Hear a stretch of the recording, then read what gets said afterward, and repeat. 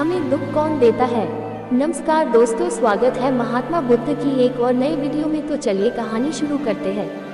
एक बार महात्मा बुद्ध किसी गांव में प्रवचन दे रहे थे। वे अपनी बात को समाप्त करते हुए बोले, मानव के दुख का कारण है स्वयं को किसी से बांधना। जहाँ भी मोह होता है, बंधन होता है, वहाँ दुख स्वयं ही उत्पन्न हो जाता है। अतः अपने बंधनों को जाने और उनसे बाहर निकलने का प्रयास करें। इसके बाद उन्होंने सभी लोगों को आशीर्वाद दिया और फिर अपने आश्रम को लौट गए। अगले दिन उनसे एक व्यक्ति मिलने आया। वह बुद्ध को दंडवत करता हुआ बोला, महात्मन, मैंने कल आपका उपदेश सुना। आपकी बातें मेरे हृदय में उतर गई हैं। मैंने अपने बंधनों को तोड़ दिया है, सारी मोह माया का त्याग कर दिया है। अब मैं आपकी शरण में आना चाहता हूँ। उस व्यक्ति की बातें सुनकर बुद्ध मुस्कुराए और धीरे से बोले, मुझे विस्तार से बताओ वत्स, तुमने कौन कौन से बंधन तोड़े और किसका मोह त्याग दिया है। वह व्यक्ति बोला, मेरे घर पर मेरे बूढ़े माता पिता और पत्नी है। मेरा एक छोटा बच्चा भी है। मेरी पत्नी बहुत बीमार रहती है। उसके कष्ट देखकर मैं अक्सर सोचता रहता था कि वह मर जाए तो उसके कष्ट दूर हो जाएं। उसकी वजह से मैं बहुत दुखी रहता हूँ। लेकिन कल जब मैंने आपका उपदेश सुना तो मेरी समझ में आ गया कि मेरे परिवार से मेरा बंधन ही मेरे दुखों का कारण है। अगर मैं इसके चक्कर में पड़ा रहूँगा तो कभी सत्य को नहीं जान सकूँगा। इसलिए मैं अपने घर को त्याग कर आपके पास आया हूँ। बुद्ध ने पूछा, क्या तुम सचमुच सभी बंधनों से मुक्त हो गए हो? देख लो, कहीं कोई बंधन तुम्हारे पीछे रह तो नहीं गया। वह व्यक्ति बोला, नहीं प्रभु, मैं अपने जीवन की सारी चीज़ों को पीछे छोड़ आया हूँ और अब आगे बढ़ना चाहता हूँ। बुद्ध ने कहा, अगर ऐसी बात है तो फिर ठीक है। आज तुम यही आश्रम में रुको, कल मैं तुम्हें बताऊंगा कि तुम्हें क्या करना है। बुद्ध ने अपने एक शिष्य की ओर इशारा किया। शिष्य ने उसे आश्रम के अतिथि कक्ष में पहुंचा दिया। वह व्यक्ति उत्सुकता पूर्वक आश्रम की गतिविधियां देखता रहा। उन्हें देखकर वह बहुत प्रसन्न हुआ और अपने सौभाग्य पर इतराता रहा। अगले दिन बुद्ध ने उस व्यक्ति को एक कार्य सौंपते हुए कहा, तुम्हें पूर्व की दिशा में जाना है। वहाँ पर तुम्हें एक गांव मिलेगा। गांव के बाहर ही एक साधिका का घर है। वो तुम्हें कोई वस्तु देगी, उसे लेकर तुम्हें वापस मेरे पास आना है। वह व्यक्ति पूर्व दिशा की ओर चल पड़ा। गर्मी का मौसम था। कुछ ही देर में वह पसीने से तरबतर हो गया। उसे प्यास भी सताने लगी। वह सोचने लगा कि अगर इस समय मैं अपने घर पर होता तो इस तरह गर्मी में पसीना नहीं बहाना पड़ता। कुछ दूर और चलने पर उसे भूख भी सताने लगी, पर वह एक सुनसान और बंजर रास्ता था। आसपास न तो कोई पेड़ था और न ही पोखर तालाब। वह पुनः सोचने लगा कि अगर मैं इस समय अपने घर पर होता तो अपनी पत्नी के हाथ का बना स्वादिष्ट भोजन कर रहा होता। पता नहीं क्यों बुद्ध ने मुझे गर्मी में इतनी दूर भेज दिया। काफी देर तक चलने के बाद वह व्यक्ति गांव में जा पहुंचा। गांव के बाहर ही एक घर बना हुआ था। उसने दरवाजे के पास पहुंचकर उसे धीरे से खटखटाया। दरवाजे को एक साधिका ने खोला। उसके चेहरे पर एक अद्भुत तेज था। वह व्यक्ति उसे देखकर मंत्रमुग्ध हो गया। साधिका ने उसे अभिवादन करते हुए कहा, मैं जानती हूँ कि आपको बुद्ध ने भेजा है, आप अंदर आ जाएं। वह व्यक्ति घर के अंदर चला गया। साधिका के कहने पर उसने पानी से हाथ मुंह धोया और एक चटाई पर बैठ गया।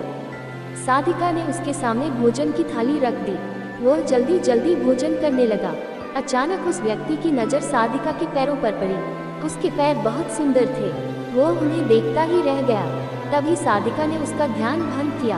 वह बोली, जिस व्यक्ति को बुद्ध के चरणों में स्थान मिल जाता है फिर उसे किसी अन्य के चरणों की आवश्यकता नहीं पड़ती। साधिका की बात सुनकर वह व्यक्ति लज्जित हो गया और नजरें नीची करके चुपचाप भोजन करने लगा। भोजन करने के बाद साधिका ने कहा, आप बहुत दूर से आए हैं, थक गए होंगे, यही चटाई पर लेट जाएं, मैं पंखा कर दूंगी। वह व्यक्ति बहुत थका हुआ था। वह चटाई पर लेट गया और अपनी आंखें बंद कर ली। साधिका उसे पंखा करने लगी, पर लेटने के बाद भी उस व्यक्ति को चैन नहीं आया। उसने धीरे से अपनी पलकों को खोला और चोर नजरों से साधिका को देखने लगा। वह सोचने लगा, यह स्त्री कितनी सुंदर है, इसकी वाणी कितनी मोहक है। अगर यह मेरी पत्नी होती तो मेरा जीवन स्वर्ग बन जाता। साधिका इसके मन की बात समझ गई। वह बोली, शरीर में कुछ नहीं रखा है, यह केवल मांस, मज्जा और अस्थियों का जोड़ है। जो व्यक्ति इसके आकर्षण से मुक्त हो जाता है वही सत्य को प्राप्त कर पाता है। यह सुनकर वह व्यक्ति घबरा गया। वह चटाई से उठ बैठा और बोला, अब मुझे बुद्ध के पास जाना चाहिए। कृपया आप मुझे वह सामान दे दें जिसके लिए बुद्ध ने कहा था। साधिका ने मुस्कुराकर जवाब दिया, बुद्ध ने आपको जिस कार्य के लिए भेजा था वह पूर्ण हो चुका है। साधिका की यह बात उस व्यक्ति को समझ में नहीं आई। वह दरवाजे की ओर बढ़ चला। दरवाजे के पास पहुंचकर वह एक क्षण के लिए रुका और पलटकर बोला, क्या आप अंतर्यामी हैं? आपने मेरे मन की बातें कैसे समझ ली? वह स्त्री मुस्कुराते हुए बोली, बुद्ध की कृपा से मैं मोह माया से उबर चुकी हूँ, इसलिए भावनाओं से निर्लिप्त हूँ और किसी के चेहरे को देखकर उसके मन में उठने वाले विचारों को समझ लेती हूँ। उसकी बातें सुनकर वह व्यक्ति एक बार पुनः लज्जित हुआ और सोचने लगा कि जिस स्त्री ने सच्चे मन से मेरा सत्कार किया, मैं उसके बारे में क्या क्या सोचता रहा। उसके बाद वह बुद्ध के आश्रम की ओर लौट पड़ा। आश्रम में पहुंचकर वह व्यक्ति बुद्ध के चरणों में गिर पड़ा और बोला, महात्मन, मुझे क्षमा कर दें, मैं बड़ा पापी हूँ। उसकी बात सुनकर बुद्ध मुस्कुराए और बोले, मैंने तुम्हें साधिका के पास इसलिए भेजा था ताकि तुम अपने आप को देख सको। अब मुझे बताओ, क्या तुम सचमुच मोह और बंधन को त्याग चुके हो? वो व्यक्ति कुछ नहीं बोला। वो नजरें नीचे किए चुपचाप खड़ा रहा। बुद्ध ने कहा, बाहरी बंधन और मोह को त्यागने से हम बंधन मुक्त नहीं होते। दरअसल बंधन और मोह हमारे भीतर होता है। तुमने परिवार को छोड़ दिया और सोचा कि मैं बंधन मुक्त हो गया, लेकिन जैसे ही तुम्हें अवसर मिला तुम्हारे भीतर का मोह जाग उठा और इसी वजह से आज तुम अपने आप को पापी समझ रहे हो। मुझे क्षमा कर दे प्रभु। उस व्यक्ति ने अपने हाथ जोड़ दिए। फिर वह धीरे से बोला, आप सही कह रहे हैं, मैं केवल अपनी पत्नी से पीछा छुड़ाना चाहता था। वह बहुत बीमार रहती है। 1 वर्ष से हमारे बीच संबंध भी नहीं बन पाए। मैं कुछ ज्यादा कमाता भी नहीं हूँ, इसलिए मैं अपने परिवार के दायित्वों का निर्वहन भी ठीक ढंग से नहीं कर पा रहा हूँ। शायद इसीलिए मैं अपने परिवार से पीछा छुड़ाना चाहता था, पर अब मैं समझ गया हूँ मेरा परिवार ही मेरा सत्य है और उसके दायित्वों का निर्वहन ही असली कर्म है। बुद्ध बोले, मैं जो कुछ भी कहता हूँ वह अपने अनुभव के आधार पर कहता हूँ। लोग मेरी बातों को सुनते तो हैं, पर वे अपने स्वार्थ के अनुसार ही उसका अर्थ ग्रहण करते हैं। इसीलिए मोह, माया, कामना, इच्छा, वासना, क्रोध को लोग बाहर की ओर खोजते हैं, जबकि यह हमारे भीतर ही है।